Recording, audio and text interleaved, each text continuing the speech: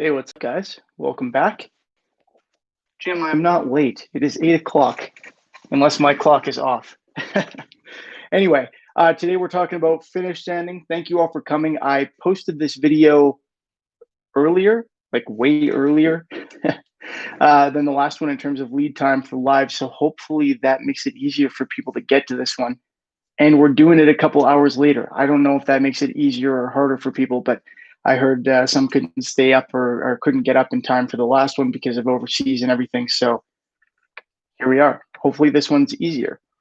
Um, we're talking about finish sanding today. As always, we're going to try and keep this to about, I shouldn't say as always, it's only my second one. We're going to try and keep this to about 30 minutes so it's easier for people to look through later, figure out what we're actually talking about, not have to sit through like an hour of live stream. So that's kind of the idea, just to make it easier for everyone to get the information. And I have to go back to the day job after this, so I only have about that amount of time anyway. I'm going to try and read a couple comments here, but then as we go, I'm just going to talk. I'll try and answer some questions. There's no script or anything, so of course, feel free to try and interrupt me with your questions if you want.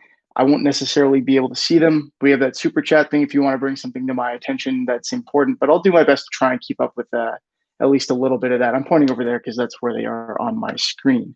So let's see here. We've got people from all over the place again. That is awesome. Ontario, Louisiana, UK. Those of you saying good morning. Yeah, it's 8 p.m. here. So good morning.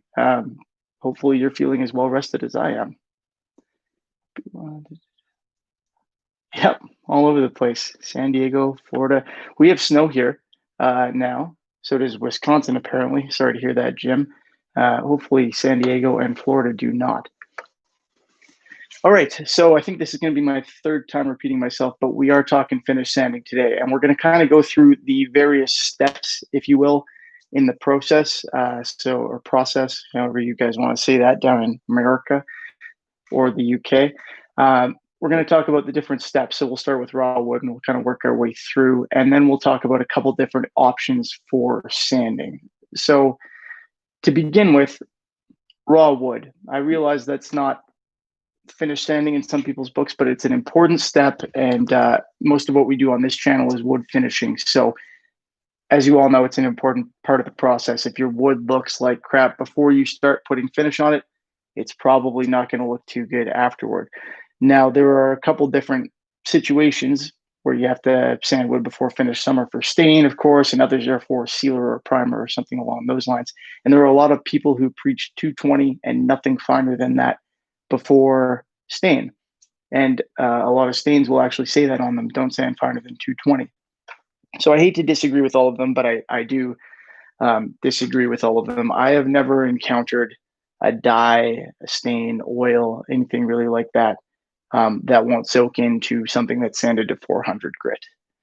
That's kind of the idea. It might soak in deeper in 220, but that's why they recommend 220, so you can get it to soak in. And frankly, I've never had that issue. I always find that it's better to go a little finer, 320 or 400. And in fact, if you're working with a dye, sanding, of course, is what we're talking about today, but you can go in with a cabinet scraper and it shears off all that wood grain instead of flattening it out like sandpaper does, and actually gets a more figured look very often when you're using a dye. And that creates an even finer or smoother surface. So I don't think you really need to worry about that too much. Calgary. Oh, you are not far away. You just come on the next show. Okay, moving on. If you're doing a stain or something like that, we've already talked about it. If you're moving on to, a sealer or a primer, something, for example, where you're doing an opaque finish, so you don't need to worry about it soaking in, you can go as fine as you want almost. And I say almost because on a hardwood, you have the same problem as with paint. You can't go 5,000 grit. Nothing's going to stick to that really. But you can go up to, 600 grit, 400 grit, even a little higher if you want. And you shouldn't have any problem with your sealer or your primer adhering to that. So the smoother you can go without having adhesion issues, the better off you're going to be, the easier it's going to be for you down the road. Now there is a, well, no, we'll get to that after. So next up, sealer and primer. If you're sanding your sealer or your primer for more sealer or primer, then stick with the same thing. Go for 100 grit, maybe 600. But if you're moving on to paint, usually that's where I like to start into the 600 to 800 grit range. And yes, like I said, we're talking for anybody who just joined us, we're talking grit ranges first, and then we'll go into methods a little bit, and we'll leave, of course, some time for questions at the end here, even though you can ask questions whenever the heck you want. So yeah, if you're sanding to move on to paint, I usually like to go more of a 600 to 800 grit range, and it does depend a little bit on what you're putting on there. And I'm going to give you a specific example, and we might come back to it once or twice. It's possible. If you're putting metallic on top, then you want to err on the fine side of that range, no less than 800. 800 is good. 1,000, you start to kind of bridge that gap in some types of paints between being too smooth for the next coat to adhere and being too rough to use with a metallic. And the reason metallics are specifically important here, for those of you who watched my last set of videos with the green paint job, you will have seen this, not seen it, but heard it. With metallics, the pearl will actually settle into grooves. So if you're sanding with something too aggressive, you can get this kind of weird look where you've got lines of your pearl in there because it just sits. So it's kind of suspended in the clear or whatever it happens to be. Generally, the pearl is in a clear, and it settles into those grooves and creates a weird streaky look. So you want that as smooth as you can get it without having to worry about the adhesion issues. So all that to say, 800 grit. If you're going to move on to a metallic, you're not going to move on to a clear metallic right off of a primer generally. But even so, the pearls get weird little lines in them, and you want to avoid that. So go smooth. Let me see if I can pick up a couple questions here before I move on. Like I said, we're not dealing with a script or anything like that, so feel free to interrupt. And again, if you want to interrupt me in a way that I'll definitely notice, because the writing's pretty small over here. We have the super chat thing, but I'm still going to try and catch as many of these as I can without reason, or within reason, rather. When are you coming to the Democratic Republic of the Congo, rather? I don't have any plans. I'd say no sooner than when COVID's over, so I can come back when I'm done. Does talking about this being count as being nerdy? Of course it does. I should have began this instead of "Hey, what's up, guys?" Hey, what's up, nerds? Let's get started on some chemistry. Solar kits have sealant on them. Not worried about the body. Apparently, I have to read out loud to myself because I'm just learning to read. If you're trying to get, okay, we're going to go on a tangent here. If you're trying to get sealer off of a body, I know this is an important one, and I covered it to an extent on my video on how to stain a basswood body rather. I screwed up the pronunciation of the video too. I covered it to an extent in that one where I just kind of sanded through all of it. But if you're trying to get sealer off of a body so that you can stain it, your options are pretty limited. You have to either sand all the way through it or remove it with solvent. And usually I like to do a combination of that. I'll sand as far as I'm comfortable, and then I'll wipe it down with acetone. Now, the problem here is, depending on the circumstances, like if you've got a very thin veneer, then you have danger on both of those points because you can sand through the veneer if you're not careful. And if you douse the thing in solvent, it can release the glue that's holding on the veneer. So I don't really have an easy solution for that, and nobody's necessarily asked me for one on this video, but there are some challenges. An alternative that I suggest you consider if you're going for that is see if you can mix up a toner lacquer or a toner poly, something that uses a transparent, like a dye, in a clear coat. And then you can get a very similar effect to the stain without actually having to have it soak in. And that kind of alleviates some of that risk. Now, you can't do the dye and sand back method that way. I understand that. There are merits to that method. And I really like it for some things, but you don't always have to do that to accent your grain. I mean, just putting on that transparent over top will still accent your grain. And some people actually prefer it by a strong margin because it preserves the chatoyance in the wood. And if you don't know what that means, it's kind of that natural 3D figured look that you get within some of that deeper grain. Barefoot, I just wanted help. Please don't be mean. I'm not trying to be mean. Oh, I got to go back up. Uh,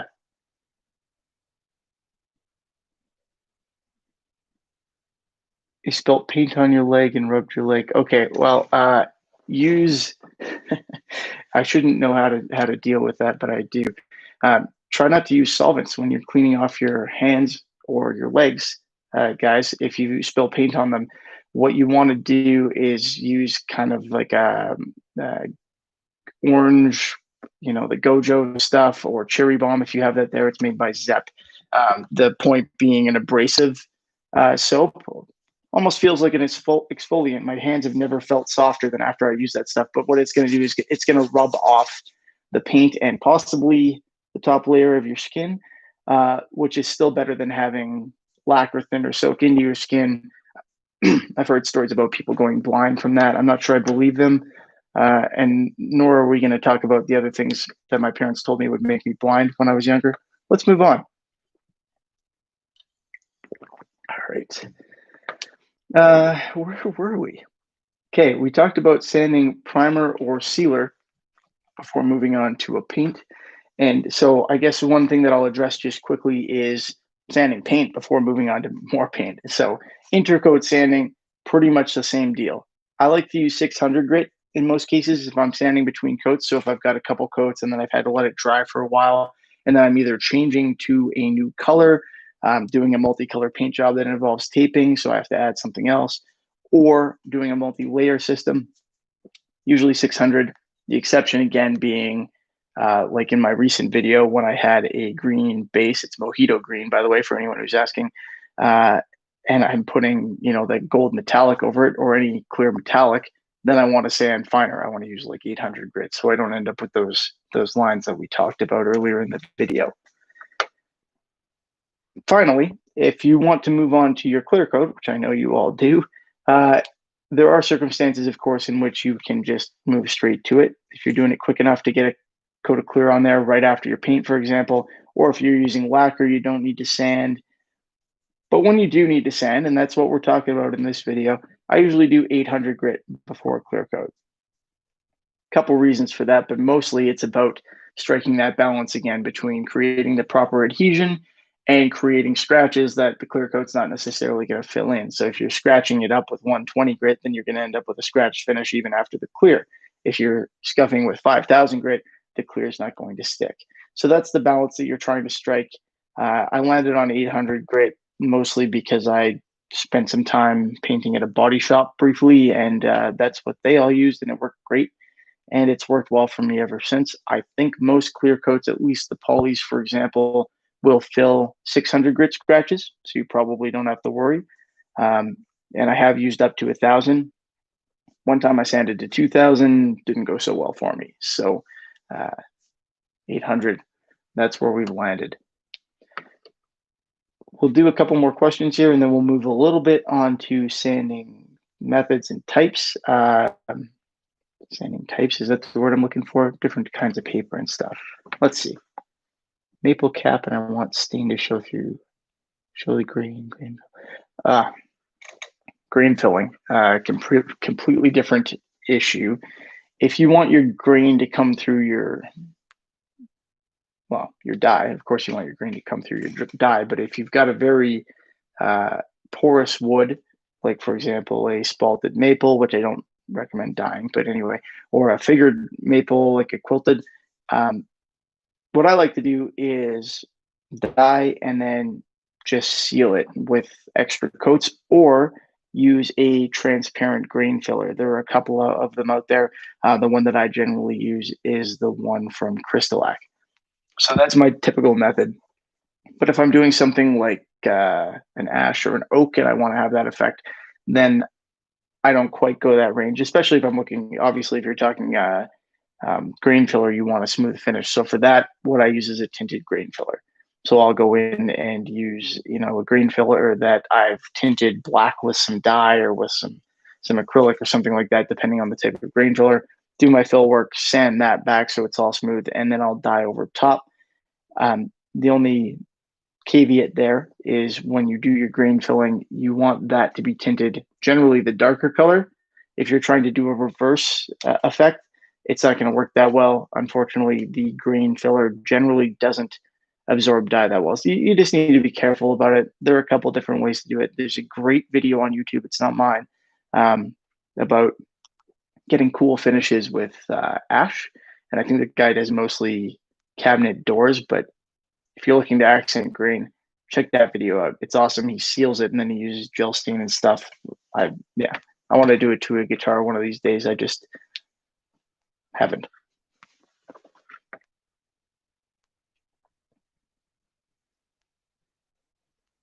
All right, let's see here.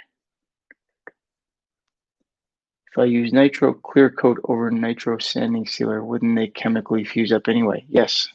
Yeah. If you're using a nitrocellulose based sanding sealer and you want to go in with a nitrocellulose based clear coat over it, or even a nitrocellulose based color, they will bond chemically.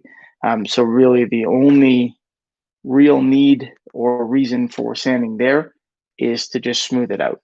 Get any imperfections, any orange peel out at the sealer stage, and then you'll have less work to do at the end. That's about it. DR guitars. Maple doesn't normally require filler. True, especially rock maple, that sort of thing. The more figured maples are figured because they have open grain and closed grain. So that's what creates that contrast, that juxtaposition between the two that allows you to do all those effects. So that doesn't mean it needs grain filler. You can get away with a sealer generally, but it takes more coats. It's more difficult. So there is an option to do grain filler on those. It's not required. There's no point in grain filling a rock maple that you see used on a lot of necks and stuff. It's so dense. You actually don't even need a sealer most of the time. You can just go straight over it with whatever finish you're using, and it's like painting a piece of metal almost.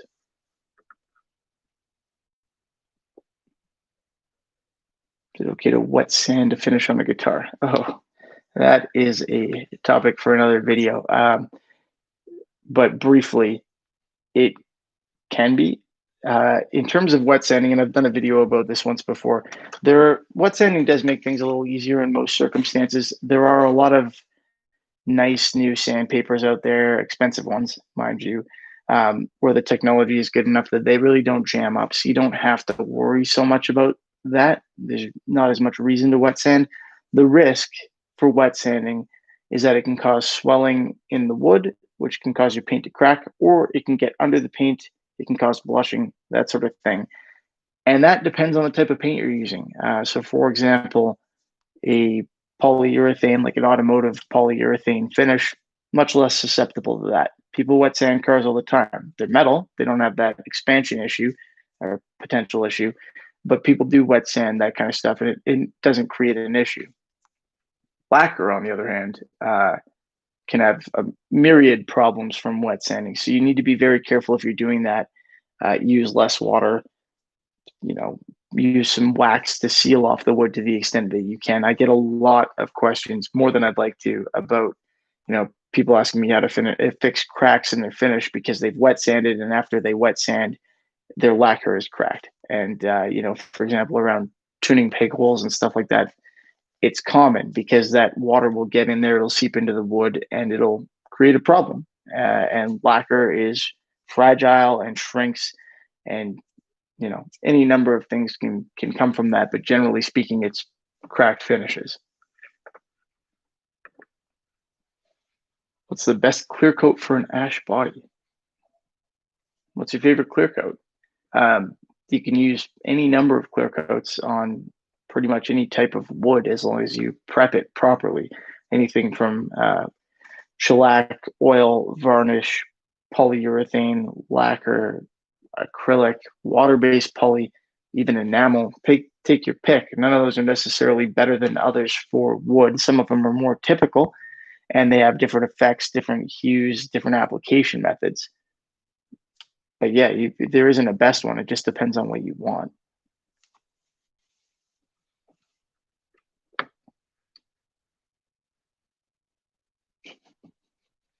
All right. Okay, let's move on.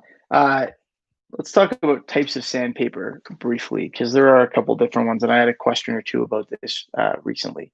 Um, well, actually, before we move on to that, sanding clear coat. We haven't talked about that, and frankly, that is another topic in and of itself. But the sanding and polishing process is, of course, important if you want to get a nice glossy finish with no imperfections.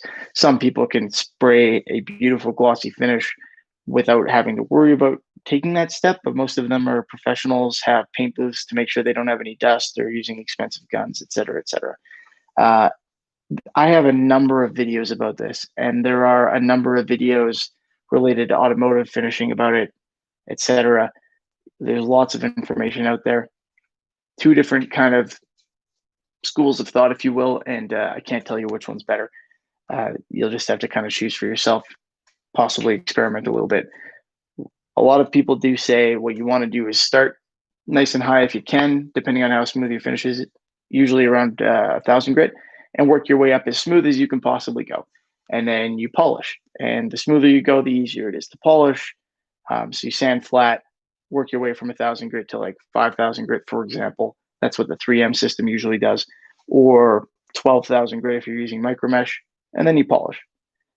Other people will say the less sanding you have to do, the fewer grits you use, the better. You don't have to worry about overlapping scratches and all of that. So pick the grit that you can use, or the two grits, for example, that you can use to get the finish flat, and then get it as smooth as you can.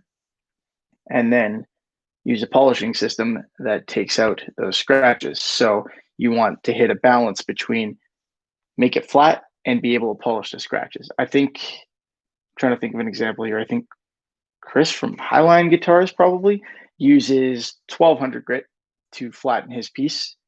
And he has a rotary buffer, not a handheld, but like a full on, bench buffer. And he buffs out 1200 grit scratches with that. So he only has to do it with one grit, I think. Whereas again, if you're doing automotive, generally you see those guys start at 2,000 grit, maybe 1,000 if it's a little rougher, work their way up to 5,000, and then run themselves through 3 types of polish. Well, compound and polish. Anyway, you'll have to take a look at some tutorials and determine what you want to do in that respect. But there are some options. It's definitely an important process. I recommend actually going through some material and figuring out how you want to approach it.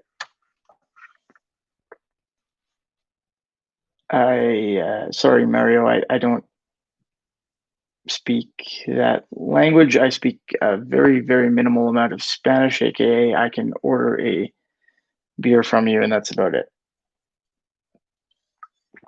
In fact, I'm not sure if that's Spanish.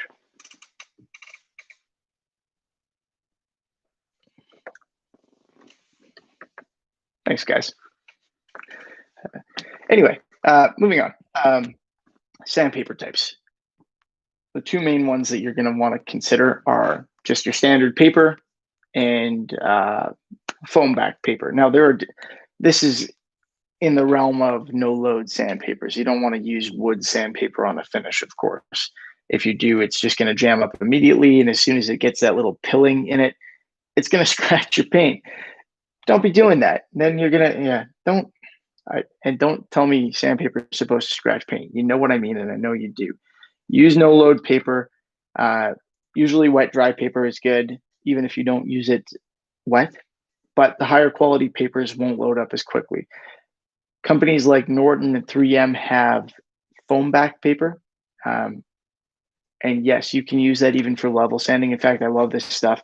I don't know, you would think that the foam would create an issue and make it harder to level.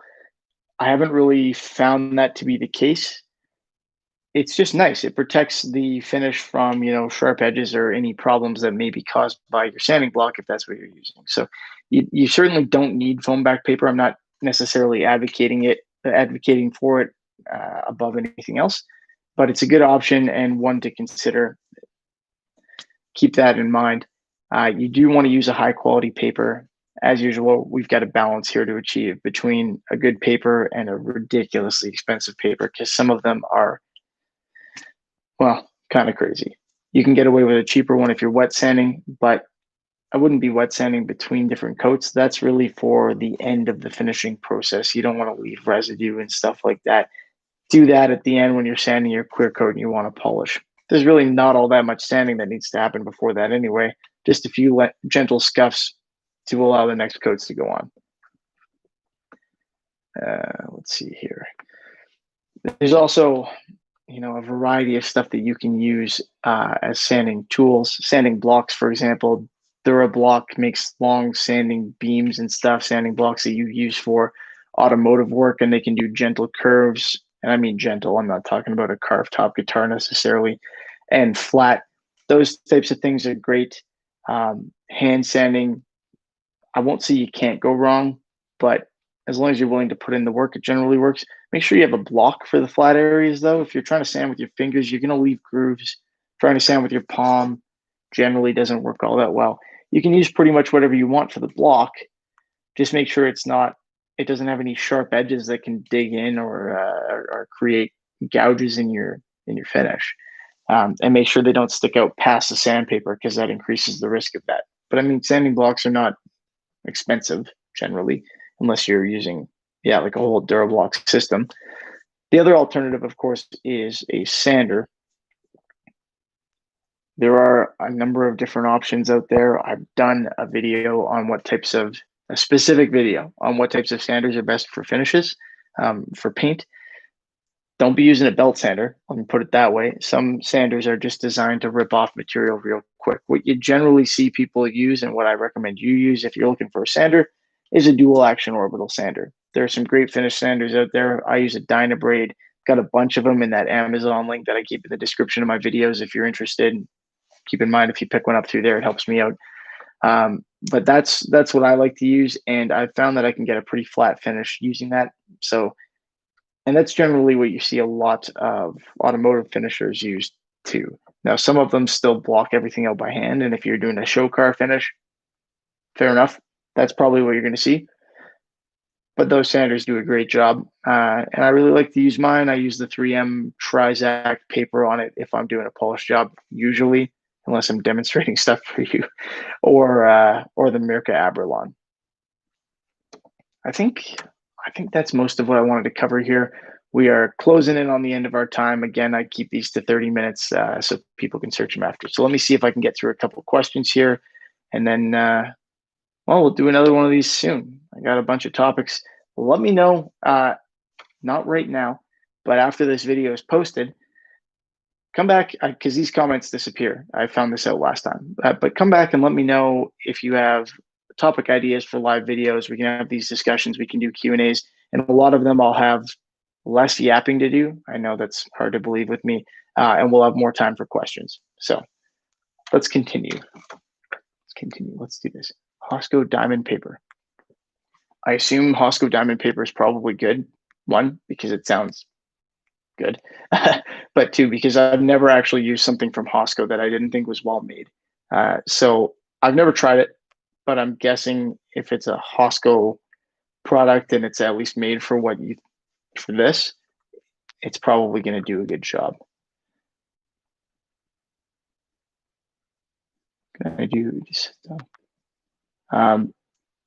Mr. Jimenez, what kind of paint is on that? If it's lacquer, you can probably fire on some clear coat, and it'll kind of melt it back together a little bit.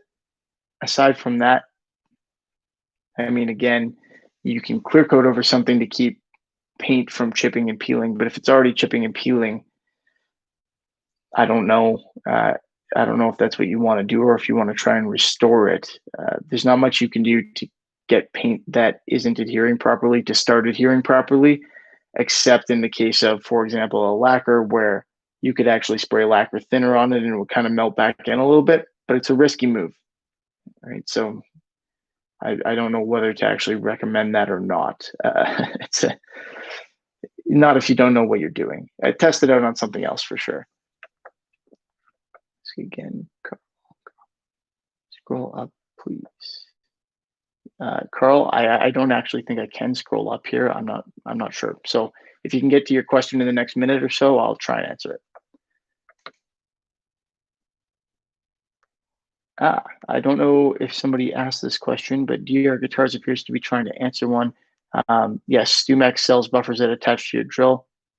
I think they work pretty well. I've never used one. The McGuire's system also often comes with those. I've seen it at Canadian Tire, which probably doesn't apply to many of you, but you should be able to find a buffer, like a foam pad buffer type thing that attaches to a drill. I've never used one. I like to go with either my 3-inch rotary polisher or a 5-inch, Porter and cable version, the electric version, depending on what I'm polishing. True oil or Minwax? Well, Minwax has a lot of different products. Um, I really like modified tung oil, polymerized tung oil, more than True Oil personally, but that's just a preference. True Oil works fantastic.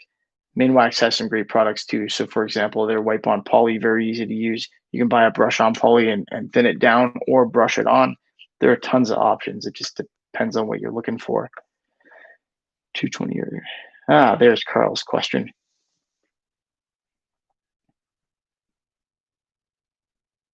220 or 400. You're never going to use 220 really before a layer of clear coat like a polyurethane or anything like that. I would strongly suggest going with the 400. In terms of waiting for the next layer, it depends on the paint. So, for example, if you're spraying it on, if you're using like an automotive polyurethane and you're spraying it on, usually 10 to 15 minutes between coats so that they bond chemically. You can do up to 4 before you have to wait a full day and then scuff again. But that also depends on the temperature because those are catalyzed. And on a really, really hot day, you can almost spray without waiting. On a colder day, you're going to want to wait closer to that 15-minute mark. It also depends on how much solvent you have in it. I know that's not helpful. That's too much information. That's not actually an answer. Sorry, but that's kind of how it is. Minwax brush on or spray on.